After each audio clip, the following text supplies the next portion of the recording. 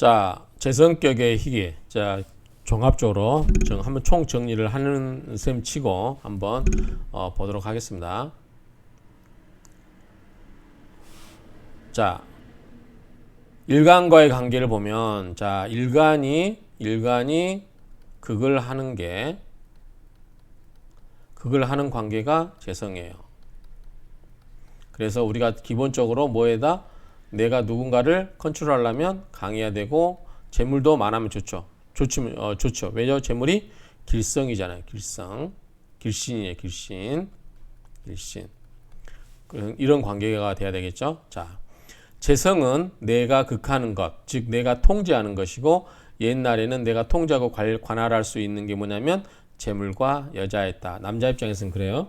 그래서 이제 지금 시대는 맞지 않겠지만 내가 지금 요즘 시대에 내가 여자를 관할한다, 여자를 통제하고 내가 조정한다라고 하면은 여성 단체에서 이거는 특히 여성 단체까지 갈 필요 없어도 요즘은 거의 남과 여가 대등한 사회, 또 최근에는 여권 신장에서 여성이 더 남자보다 주도권을 갖고 일하기 때문에 이게 좀 시대에 맞지 않는 관념일 수 있어요. 어쨌든 전통적으로 아직까지는 대부분 그런 경우도 있기 때문에 이 재성을 돈과 자기의 그 부인, 여자 이렇게 본다라고 하는 거죠.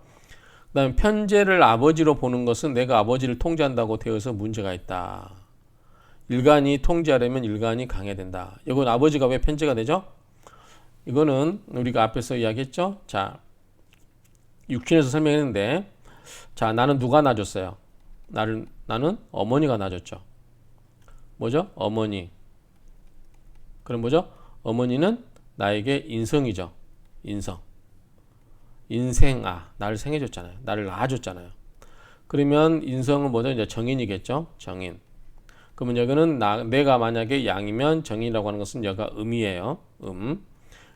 그런데 자, 남편은 이제 어머니의 남편은 뭐냐면 아버지겠죠. 나에게는 아버지는 뭐죠? 이 어머니를 극하는 관계. 이게 이 극 관계를 보면, 그러면 정인을 극하는 건 뭐예요? 재죠. 인성을 극하는 건 재극인이죠. 그런데 자, 여기에 음이면 여기는 뭐가 되죠? 양인이어야 되죠. 그렇죠? 이게 음이고 이게 양이 되겠죠. 남자니까. 그렇죠? 그래서 이게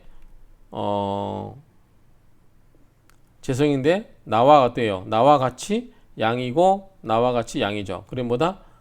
쟤는 쟤인데 보다 편재가 된다는 거죠. 자, 내가 예컨대 간목이에요. 내가 간목이면 어머니는 뭐죠? 개수죠. 나를 생해줬으니까. 근데 음양이 다르기 때문에 수생목 생해주긴 했는데 음이기 때문에 개수인 거죠. 그러면 이 개수를 극하는 건 뭐죠?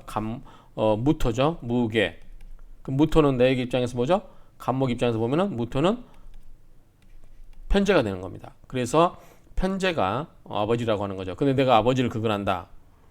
보통은 이제 맞지 않는 개념이겠지만 뭐 예컨대 30 이후, 30대, 20대 이후는 주로 이제 아버지도 자기 아들의 눈치를 보는 경우로 본다고 하면 이해는 할 수 있겠죠. 어쨌든 아버지는 이런 관계상 어머니와 관계상에서 편재를 본다라고 보면 될 것 같아요. 그 다음에 신왕제왕 또는 제왕신왕. 자, 재성도 왕성하고 일간도 왕성하면 재산을 감당할 수 있으므로 뭐다? 대기란 사주다. 나왔었죠? 자, 일간이 왕한 경우, 인성이 왕한 경우는 괜찮으나 비견급제가 왕성하여 일간이 왕한 경우는 유예된다. 자, 내가 그다지 강하지가 않았어요. 내가 그다지 강하지가 않았는데 내가 인성이 나를 생겨준 거 인성이잖아. 인성이 와서 나를 생겨준 거는 좋죠. 그렇죠? 그러면 내가 재물을 컨트롤하고 내가 마음대로 할 수 있겠죠.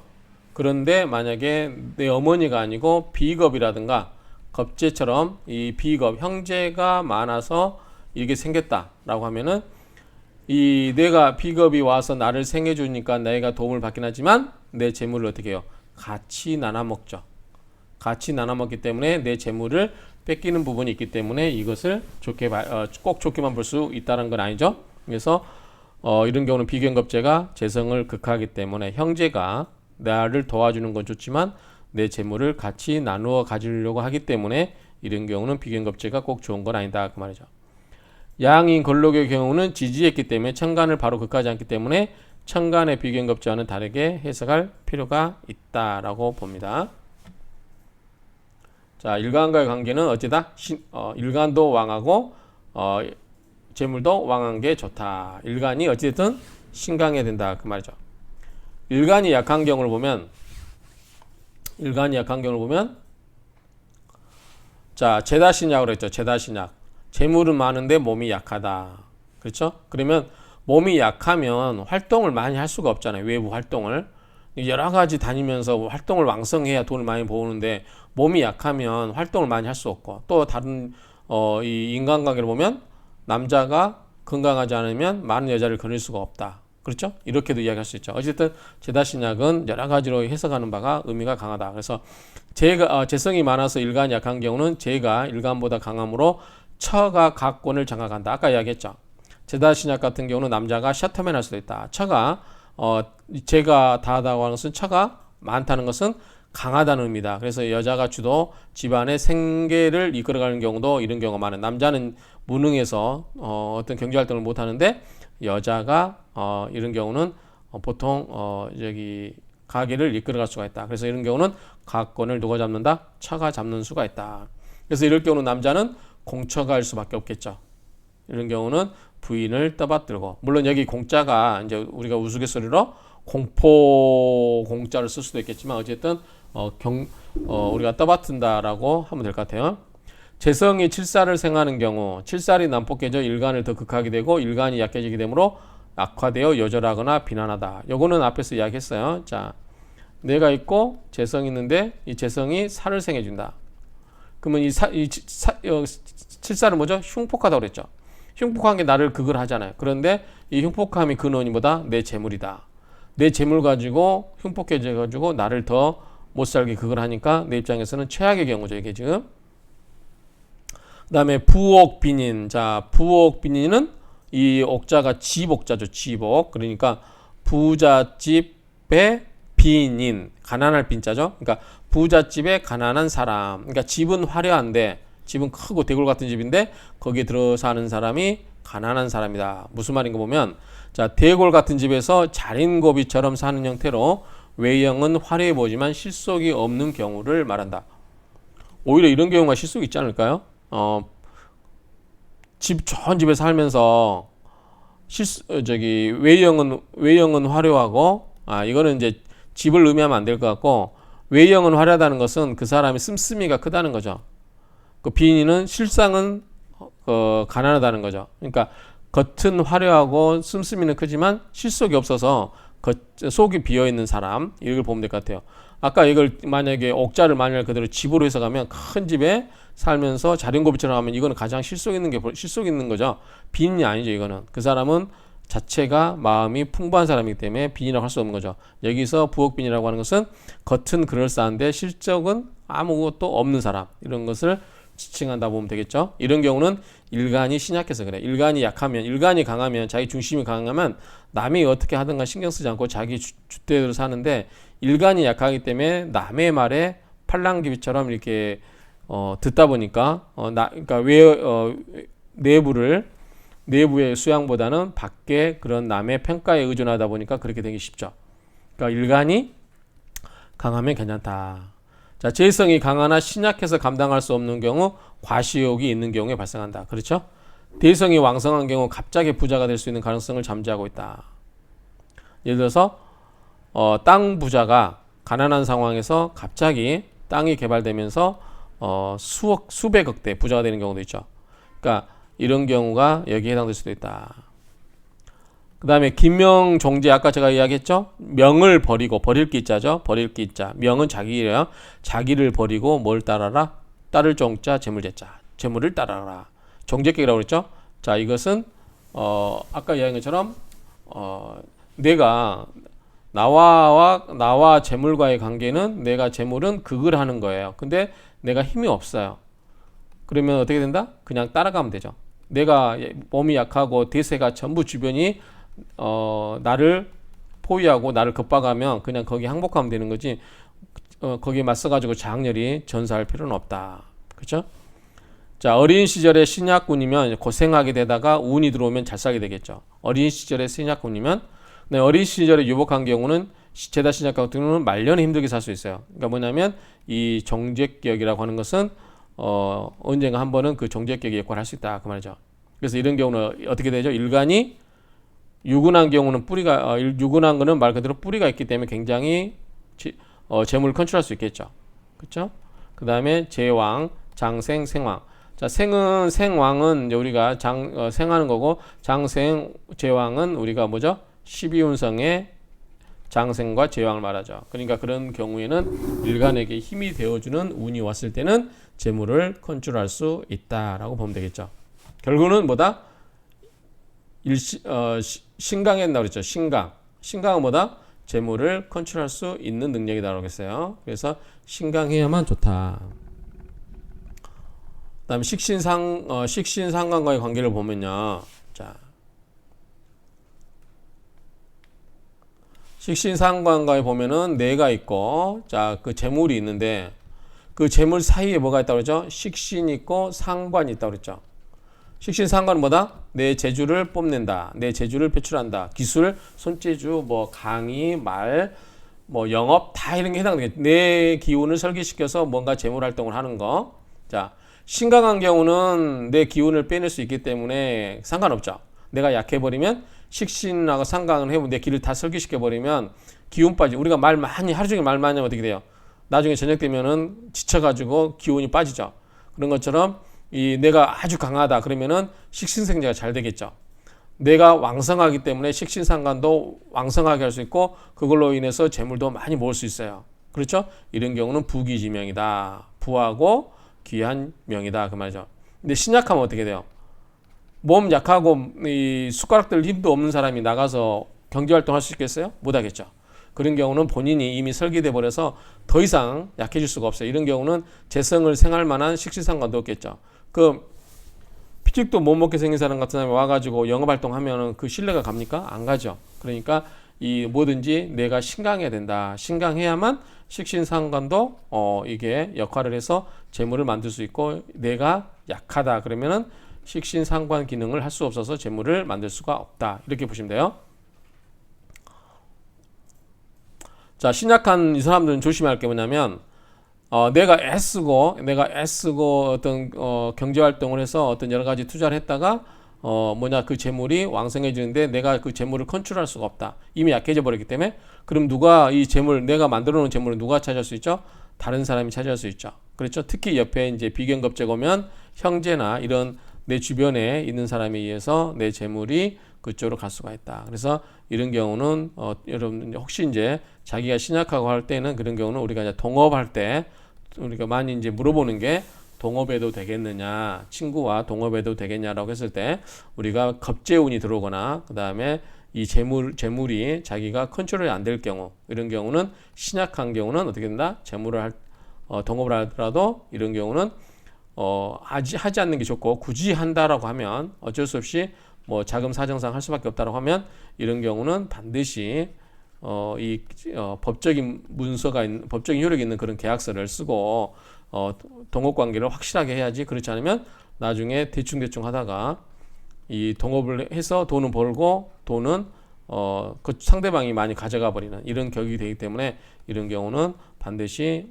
확실하게 법적인 어떤 보장책을 해놓을 필요가 있다. 이렇게 말씀드릴 수 있죠.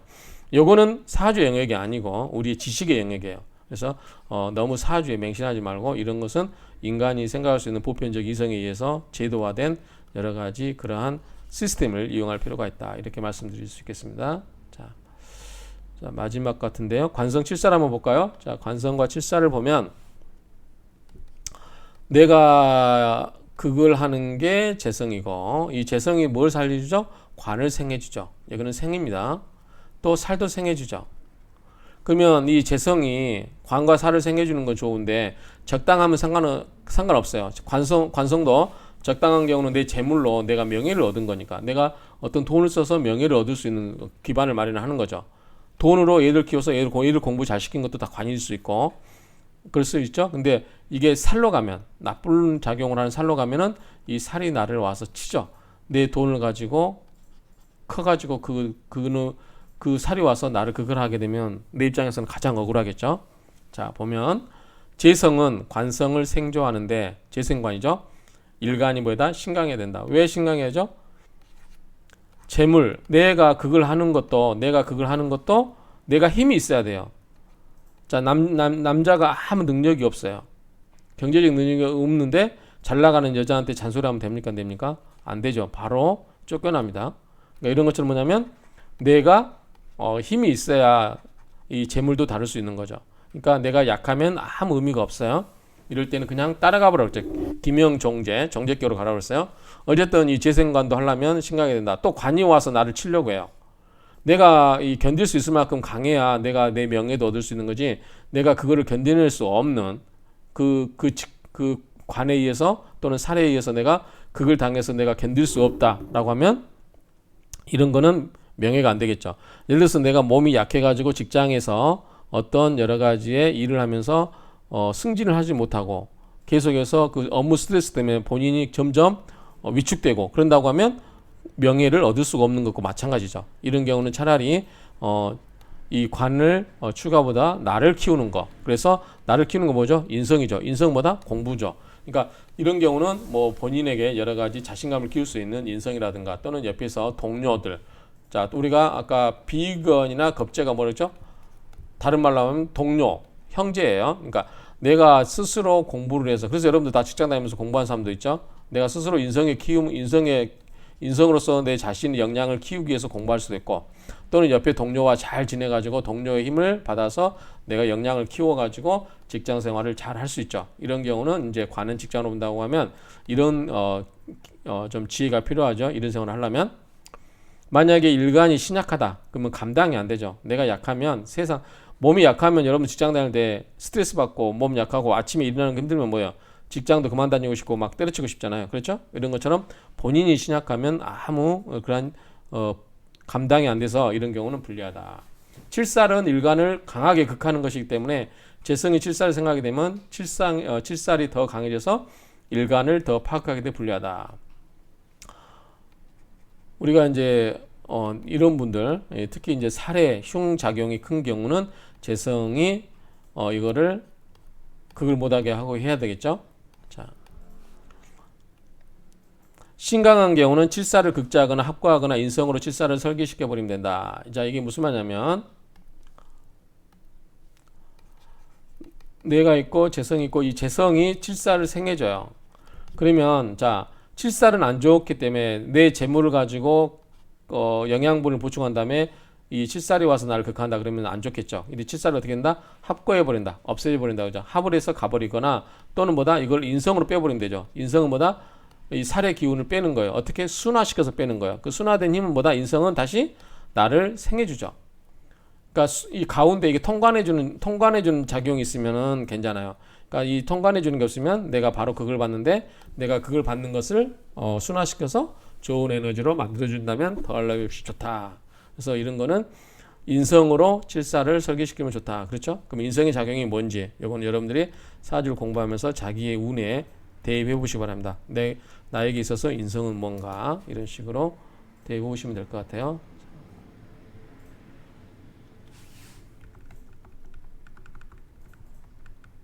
자, 비견급제가 하나 더 있는데 이건 앞에서 했기 때문에 간단하게 보겠습니다. 앞에서 정리했던 이야기를 하면 자, 내가 재물이 있어요. 재물이 있고 그다음 재물은 관을 생해죠.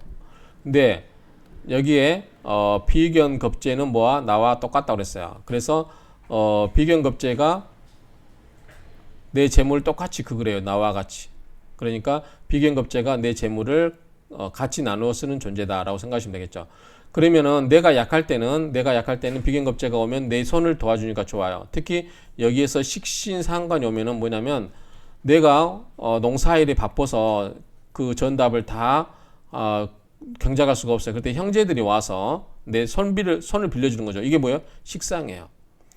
형제들의 손을 빌려서 농사를 다 지었다. 큰 농사를 다 지었다라고 하면 이런 경우에 재물이 풍부해지겠죠. 그러면 형제들과 나눠 가더라도 의미가 있죠. 그런데 일은 안 하고 와서 일 다 해놓은 다음에 내가 재물을 만들어 놔서 비견급제가 와서 재물만 가져간다. 그러면 얄밉죠. 이런 경우는 뭘 해야죠? 관이 와서 극을 해야죠. 관이 와서 비겁을 극을 하면 내 재물을 지킬 수 있다. 이렇게 이야기했었죠. 앞에서. 자, 볼게요. 비견급제는 일간의 힘을 도와준 역할을 한다. 무슨 도와준 역할을 하죠. 손발을 대해줍니다. 그래서 재성을 감당할 수 있게 한다. 자, 내가 너무 바빠서 돈을 너무 주체를 못할 정도로 사업이 잘 된다. 그럼 어떻게 돼요? 우리 식당이라든가 어떤 사업체 보면은 혼자서 감당이 안 되고 크게 커질 때는 어떻게 해요? 막 식구들 다 와서 일 도와주죠. 그게 뭐냐, 비견급제 와서 도와주는 거예요. 손발 빌려주는 것보다 식상이죠. 그래서 재물을 더 빵빵빵 키워주는 거죠. 그런데 재성을 극하는 것도 있기 때문에 반드시 이런 순기능이 있는 반면에 재물이 커지면 어떻게 돼요?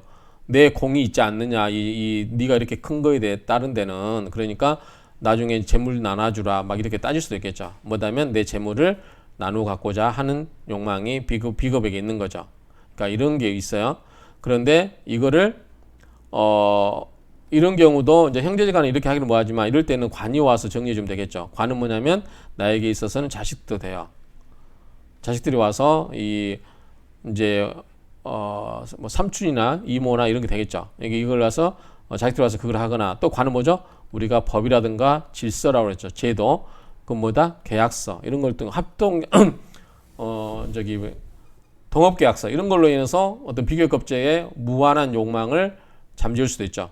합의된 데 따라서 하면 되니까. 그래서 나에게 재물을 키워주는 면도 있지만 나와 재물을 나누어 갖는 부분도 있기 때문에 이런 거를 관의 작용을 써서 이 비겁에 내 재물을 지나치게 많이 가져가려고 하는 것을 막을 수가 있다. 이렇게 이해하시면 되겠죠. 그다음 재성을 파악하는 경우는 비견급제는 회사 동료, 형제, 자매, 동업자, 협조자, 연장자 또는 후배가, 연장자 같은 경우는 앞에 연월에 오는 거고 후배는 시주에 오는 거겠죠. 내 재산을 겁탈하게 되므로 이를 막을 수 있도록 해야 된다. 유력한 관성과 칠살이 비겁을 극하게 하여 방해할 수 있다. 방어할 수 있다. 그렇죠? 아까 이야기했어요. 관이 와서 또는 살이 와서 이거를 비겁을 눌러주면 된다. 그 말이죠. 군겁쟁제.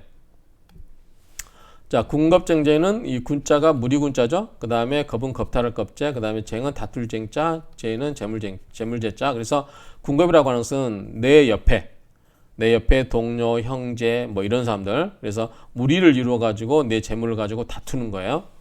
자, 무리를 이룬 비견겁제가 재물을 놓고 다툰다. 무리의 비견겁제가 내 재물을 보호할 수 있도록 도와주는 관성의 힘을 모아서 극하는 경우는 관성이 아무런 힘을 쓸 수 없는 경우는 그냥 조용히 있는 게 상책이다.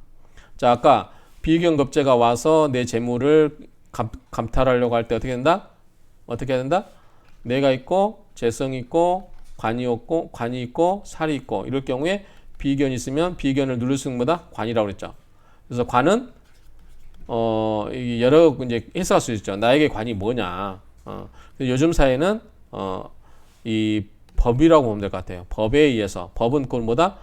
예컨대 계약서 이런 걸 통해서 이거를 통제할 수 있겠죠. 어쨌든 이런 군겁쟁제는 이것을 잘 마무리하는 게 좋다. 그래서 내 재물을 두고 다투는 비견겁제 이런 경우는 어떻게다? 관성으로서. 계약은 뭐냐면 나중에 이건 뭐냐면 법원에 가서 어떤 법의 효력을 가질 수 있는 거죠. 그러니까 이런 거는 국가, 법원이라는 것은 뭐냐면 국가죠. 그래서 관이라고 하는 것은 이 법, 제도 이런 걸 의미하기 때문에 이런 걸로 통해서 군겁쟁제를 막을 수 있겠죠. 이렇게 보면 다 이게 또 아주 옛날 수천 년 전에 이 사주 이론인데 현대 사회의 유추 해석에 보면 이것도 다 맞아 떨어져요. 그래서 아무튼 이렇게 관성이 아무런 힘을 쓸 수 없는 경우는 어떻게 된다? 그냥 조용히 있는 게 상책이겠죠. 이런 경우는 폭망하는 거죠.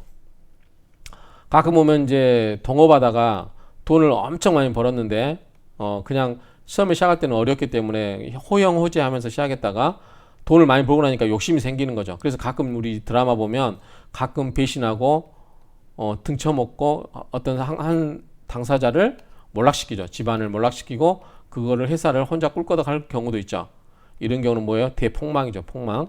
그래서 이런 경우는 관의 작용 없으면 이런 경우는 대부분 폭망하기 쉽다. 대흉이라고 돼 있죠. 그래서 이런 경우는 관의 작용을 만들어낸다. 관은 뭐냐면 인적으로 생각하시면 안 돼. 요즘 현대 사회에서 관은 뭐다? 계약서다. 계약서.